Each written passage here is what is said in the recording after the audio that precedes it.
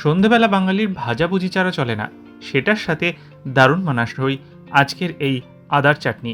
নমস্কার, কুইজিনিয়া চ্যানেলের পক্ষ থেকে সকলকে জানাই সাদর আমন্ত্রণ। আমাদের সবার চ্যানেল কুইজিনিয়াকে সাবস্ক্রাইব করে পাশে থাকা বেল বাটন আর অল আইকন প্রেস করে রাখলেই সব নতুন ভিডিও নোটিফিকেশন আপলোড হওয়া মাত্র আপনাদের কাছে পৌঁছে যাবে। দুর্দান্ত একটা চাটনির রেসিপি, যেটা আপনারা যে কোনো ভাজার আইটেমের সাথে সার্ভ করতে পারেন, সেটা হলো আদার চাটনি। আসুন দেখে নেওয়া যাক এর সহজ সরল বানানোর পদ্ধতি।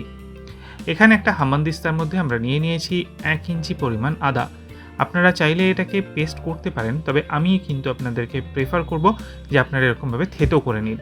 হামানদিস্তার মধ্যে আদাটাকে ভালো মতো আমরা থেতো করে নিলাম। এবার এই আদা থেতোটা আমরা একটা বাটির মধ্যে নিয়েছি, আর তার মধ্যে আমরা দিয়ে দিচ্ছি 100 গ্রাম পরিমাণ টক দই।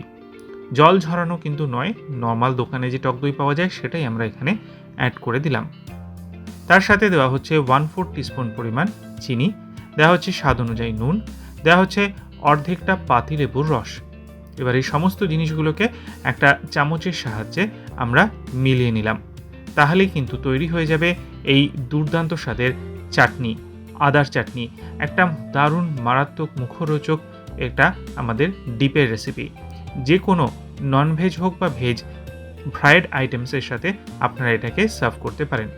আশা করি ভিডিওটা ভালো লেগেছে, বাড়িতে অতি অবশ্যই ট্রাই করুন আর আমাকে জানান কেমন লাগলো। ভালো লাগলে লাইক শেয়ার করতে ভুলবেন না যেন।